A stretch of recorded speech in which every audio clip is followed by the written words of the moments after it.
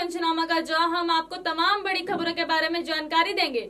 तो वहीं चंडीगढ़ में सेक्टर 19 की डिवाइडिंग रोड पर एक तेज रफ्तार लग्जरी कार अनियंत्रित होकर सड़क किनारे बनी बाउंड्री वॉल को तोड़ते हुए अंदर जा घुसी। आपको बता दें, चंडीगढ़ नंबर की होंडा अकॉर्ड कार में 3 लोग सवार थे। घटना में किसी को कोई गंभीर चोट नहीं आई है। पुलिस जांच के मुताबिक शनिवार दोपहर बाद चंडीगढ़ नंबर की luxury car Honda accord round about की तरफ से तेज रफ्तार से आ रही थी। जैसे ही कार सेक्टर 19 और 20 डिवाइडिंग रोड के पास पहुंची तो पीछे से कार चालक ने मोटरसाइकिल को जोरदार हिट किया और कार अनियंत्रित होकर सड़क को क्रॉस करते हुए सेक्टर की बाउंड्री वॉल को तोड़ते हुए अंदर जाकर घुस गई, जिसकी सूचना तुरंत पुलिस को दी गई। मौके पर पहुंची पुलिस ने जख्मी हुए मोटरसाइकिल चालक को इलाज के लिए सेक्टर 16 के अस्पताल में भर्ती कराया गया है। वहीं कार में सवार 3 लोगों को इलाज के लिए सेक्टर 32 के अस्पताल में पहुंचाया गया है। बिजली मंत्री रणजीत सिंह का गुरुग्राम डिप्टी जेल सुप्रीडेंट के बेटे रवि चौटाला की वायरल ऑडियो पर बड़ा बयान सामने आया है। उन्होंने कहा कि यह एक बचकाना हरकत की गई है। कानून रवि चौटाला की वायरल ऑडियो को देखते हुए कार्रवाई कर रहा है। जेलों में पहले से ही सुरक्षा मुहैया कराई गई है। वहीं बड़ौदा में 2 महिला कॉलेज खोले जाने पर रणजीत सिंह ने कहा कि जहां जरूरत होती है उसके हिसाब से खोले जाते हैं। कई जगह से रिपोर्ट के आधार पर कॉलेज खोलने का फैसला लिया जाता है। बड़ौदा बुआ इलेक्शन को देखते हुए यह निर्णय नहीं किया गया, यह रूटीन की बात है। देखिए, मैं कह रहा हूँ एक बचकाना हरकत है। जब उसके फादर डिप्टी सुप्रीडेंट जेल थे, अगर ऐसी कुछ बात थी तो उनके नोटिस में लाता। अब जो पब्लिकली वायरल कर रहे हैं, इसका मतलब कि उनके खिलाफ जो एक्शन हो गया उससे तकलीफ हुई है, उसमें ये बातें कर रहे हैं। उन्हें फिर सामने वाले पे एलिगेशन को अपना एलिगेशन ख़त्म करने के लिए कहीं कोई बात नहीं। हर तरीके से सर आज तक कभी हरियाणा की जेलों में नहीं हुआ, ना कभी कोई दीवार के ऊपर से गया, ना कोई बाहर निकल के इनकाउंटर हुआ, ना कोई सुरंग का मामला हुआ। एक आधा मोबाइल मूल है हुआ। जब हम इतने बार लौटेंगे, डिप्टी सुप्रीडेंट के दफ्तर से ये सब ऑपरेट हो रहा है।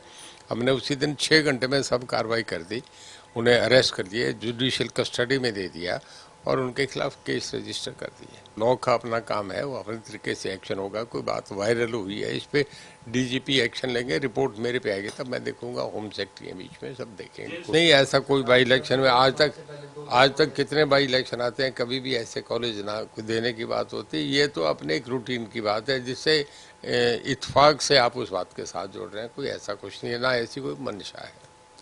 जींद में बर्खास्त पीटीआई टीचरों पर हुई लाठीचार्ज के विरोध में शहर में रोष प्रदर्शन किया गया। महिलाओं ने थाली और चम्मच बजाकर सरकार पर वादा खिलाफी का आरोप लगाया है। साथ ही उन्होंने सीटीएम सुरेश कुमार, सीएम और राज्यपाल के नाम ज्ञापन सौंपते हुए जींद लाठीचार्ज मामले की उच्च स्तरीय जांच की मांग भी की है और अल्टीमेट भी दिया है कि खापों के साथ मिलकर बहाली तक बड़ा आंदोलन जारी रखेंगे। वहीं प्रदर्शन की अगुवाई करते हुए अशोक कुमार और सुनील देवी ने संयुक्त रूप से कहा कि पुलिस ने लाठीचार्ज कर उनकी आवाज को दबाने का प्रयास किया है। अपनी नौकरी बहाली को लेकर मरते दम तक संघर्ष करते रहेंगे।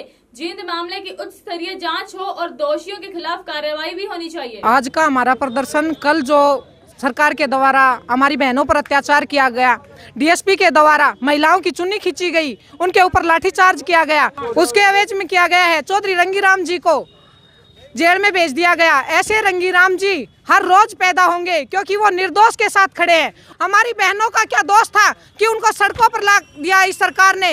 जब वो एक निर्दोष को बचाने गई तो उनके ऊपर लाठीचार्ज की गई, महिलाओं के साथ बदसलूकी की गई, उनके कपड़े फाड़े गए। क्या यही सरकार है? इस सरकार ने इस प्रकार महिलाओं की इज्जत दी है? क्या इसी की उम्मीद की करके ना ये सरकार बनाई थी? इन्होंने सरेआम ये दिखा दिया है कि ना ये महिलाओं के हैं, ना कर्मचारी के हैं और किसी भी वर्ग के नहीं है। हमारी एक ही मांग है कि 1983 पीटीआईयों को बहाल किया जाए क्योंकि ये निर्दोष हैं।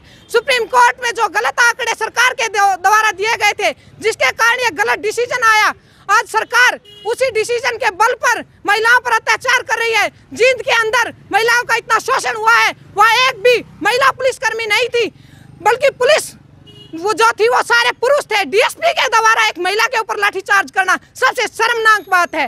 क्या महिलाएं इस अत्याचार को सहन करेंगी? कभी नहीं, कभी भी नहीं। ये बीजेपी सरकार महिलाओं पर शोषण करती आ रही है और इस प्रकार का शोषण हम कभी बर्दाश्त नहीं करेंगे। आज हमने मुख्यमंत्री के नाम ज्ञापन सौंपा है कि इसकी अच्छी तरह से जांच की जाए, चौधरी रंगीराम जी को रिहा किया जाए और हमारी बहनों के ऊपर जो अत्याचार हुआ है उसकी निष्पक्ष जाँच हो। ऐसी पीटीआईओं को बहाल किया जाए, हमारी यही एक मांग है आखिरी दम तक। जो हमारे पीटीआई महिला और भाई बहन थे उनके ऊपर जो अत्याचार किया गया, एक हमारी मांग को दबाने की कोशिश की गई। हम उसकी उस सतर ये मांग जांच चाहते हैं। मुख्यमंत्री जी से एक और बात चाहते हैं, मुख्यमंत्री जी को भी कुछ अधिकारी गुमराह कर रहे हैं। हमारे लिए इन अधिकारियों ने किस मंशा से, ये मुख्यमंत्री जी के संज्ञान में है कि नहीं, नौकरी सुप्रीम कोर्ट का बहाना बनाकर नौकरी से बाहर करने का जो आधार तैयार किया गया है, तो मुख्यमंत्री जी से हाथ जोड़कर निवेदन है कि इस जन भावनाओं को अधिकारियों के द्वारा न दबाएं और इनकी जांच करके हमको न्याय दिया जाए। आज हमने जो इस आंदोलन को दबाने के सरकार के द्वारा प्रयास किया गया है, उसके लिए हमने CTM जी के माध्यम से, अधिकारियों के माध्यम से अपने मुख्यमंत्री तक बात पहुंचाने का प्रयास किया गया है। कल हमारे जो मदद के अंदर आए खाप नेता रंगीराम जी को गिरफ्तार किया गया है, उनके ऊपर झूठा मुकदमा दर्ज किया गया है। लेडी पुलिस ना होते हुए हमारे साथियों को पीटा गया है। उनकी मांग जांच, उच्च स्तरीय जांच करवाने के लिए आज का विरोध प्रदर्शन था हमारा ये शहर के अंदर।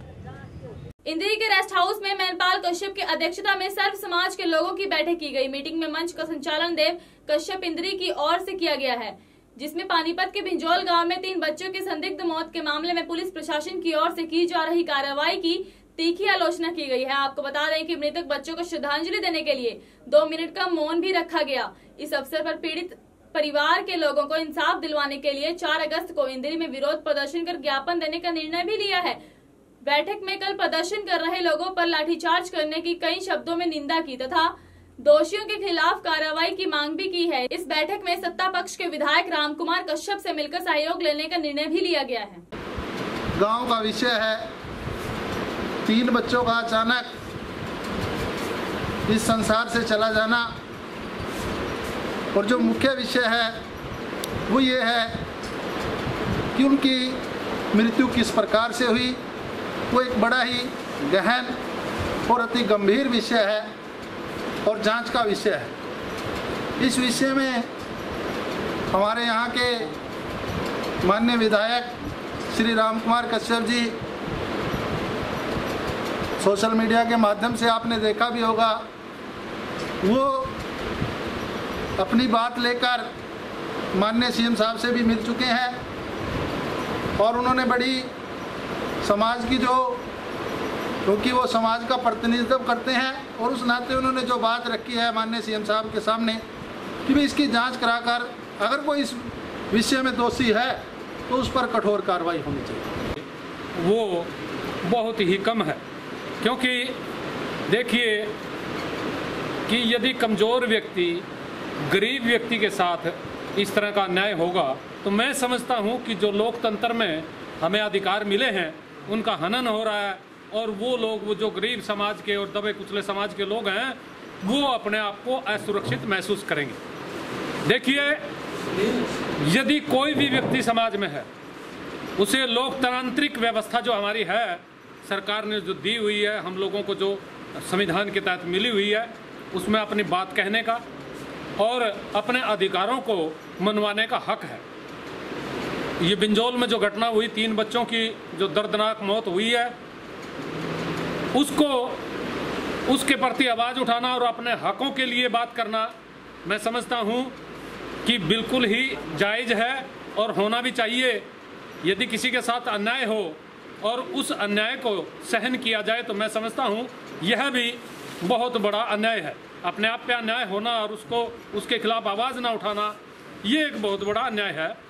और इससे बड़ा अन्याय यह है कि जब अन्याय के लिए आवाज़ उठा रहे थे लोग और उस मांग को लेकर के जा रहे थे, तो उन पर जो पुलिस ने लाठीचार्ज किया वो भी बड़ा निंदनीय है। इस तरह की घटना होना उन लोगों के लिए जो गरीब समाज से हैं, जो अपने हकों की बात कर रहे हैं, उनके लिए भी बेहद निंदनीय, अफसोसजनक है। तो जैसे ही वो रिपोर्ट आ जाएगी तो नॉर्मल सी बात है कि जब प्राइमरी रिपोर्ट के अंदर ये आया है कि बच्चों की मौत जो है केमिकल पेट में जाने और जो है मारपीट के कारण हुई है, तो जैसे कि प्रत्यक्षदर्शी जो दूसरे बच्चे हैं उन्होंने भी बताया कि मारपीट उनके साथ हुई थी। तो इस मामले में हम सभी साथी 11 सदस्यीय कमेटी एक गठन करने का प्रस्ताव रखते हैं, अगर आप सभी सहमत हो। बस्ती जिले के हरैया विधानसभा से विधायक ने जिले में 84 कोसी परिक्रमा मार्ग पर पड़ने वाले धार्मिक स्थलों की मिट्टी ट्रस्ट को सौंपी है। इसके साथ ही विधायक ने राम मंदिर निर्माण में प्रयोग के लिए 15 चांदी की शिलाएं भी श्री राम जन्मभूमि तीर्थ क्षेत्र ट्रस्ट को सौंपी हैं। राम जन्मभूमि पर राम मंदिर निर्माण की शुरुआत 5 अगस्त को होने जा रही है। ऐसे में देश के कोने कोने से दानदाता राम मंदिर में अपना सहयोग करने के लिए सामने आ रहे हैं। बृहस्पतिवार को बस्ती जिले के हरैया विधानसभा से विधायक अजय सिंह ने श्री मणिराम दास छावनी में भंडारे का भी आयोजन किया है। उन्होंने अपने परिवार के सदस्यों की ओर से 1 किलो वजन के 15 चांदी की शिलाएं श्री राम जन्मभूमि तीर्थ क्षेत्र ट्रस्ट के अध्यक्ष महेंद्र नृत्य गोपाल दास को सौंपी। भगवान राम के मंदिर के निर्माण के लिए 15 चांदी की ईंट 15 किलो 300 ग्राम टोटल है। अपने परिवार के 15 सदस्यों की तरफ से मैंने ये 15 किलो चांदी की ईंट मैंने भेंट किया है। और कार सेवा के दौरान जो 1990 में पहली बार कार सेवा हुई थी, आडवाणी जी की रथ यात्रा आई थी, उस रथ यात्रा में तत्कालीन सरकार की दमनकारी नीति के तहत हमारे यहाँ शहीद सत्यमान सिंह जो कि शहीद हो गए थे पुलिस की गोली से, जयसराज यादव जी घायल हो गए थे पुलिस गोली से, रामचंद्र यादव जी शहीद हो गए थे। ये उनके गांव की मिट्टी लेके आया हूँ। भगवान श्री राम का मूल मकदाम मखौड़ा की मिट्टी है, रामरेखा की मिट्टी है, हनुमान बाग चकोही की मिट्टी है। सभी 84 कोसी परिक्रमा के तीर्थस्थलों की मिट्टी यहाँ पर लेके आया हूँ। हनुमान बाग और संगी नारी संगी ऋषि आश्रम की मिट्टी है, वो सब लेके यहाँ पर आया हूँ। महाराज जी को समर्पित किया। जिन जिन